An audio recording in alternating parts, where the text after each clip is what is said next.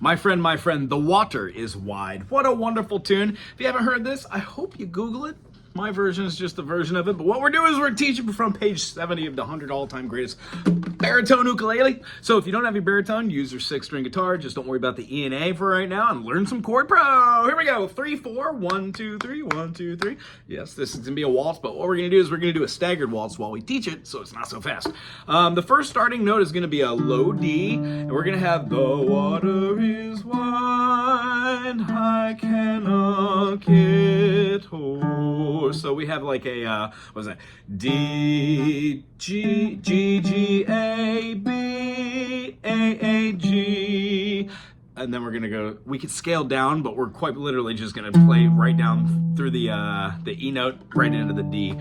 We're gonna go through that kind of melody, that's a reoccurring theme, that's why I wanna show that. However, playing the chords over the top like the G major, the E minor, and the D major are the only chords. So what I suggest is maybe playing the G major and seeing how when we walk it down to a G7, it becomes this like lending chord, lending tone. That 7 is basically stacking a major chord and then putting a minor all the way up top for that 4th note. So what we generally talk about are 3 strings, 4 strings, 3 notes for triads. This one has that dominant 7th. So when doing something like a G down to a dominant 7th, remember you can do that with every chord.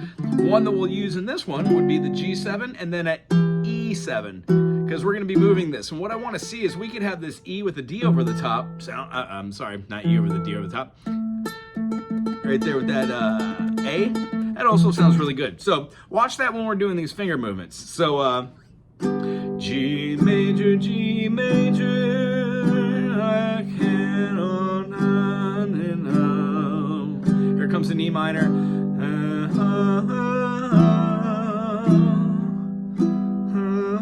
D, G,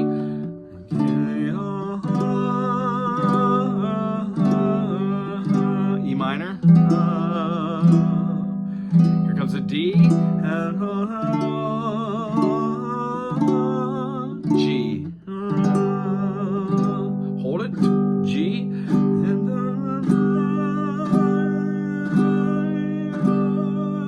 here's our G7. E minor, gay on the D. So here comes a E minor to the D. We're gonna end on the G. And then let's skip to one of these verses. There is a I'm vamping in G. Here we go with the, here comes the G.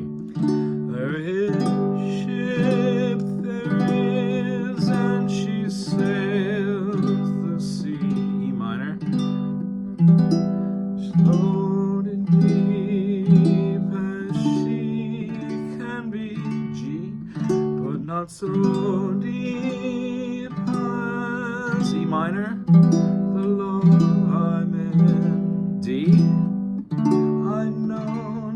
If I sing G or swim, la la la G, E minor,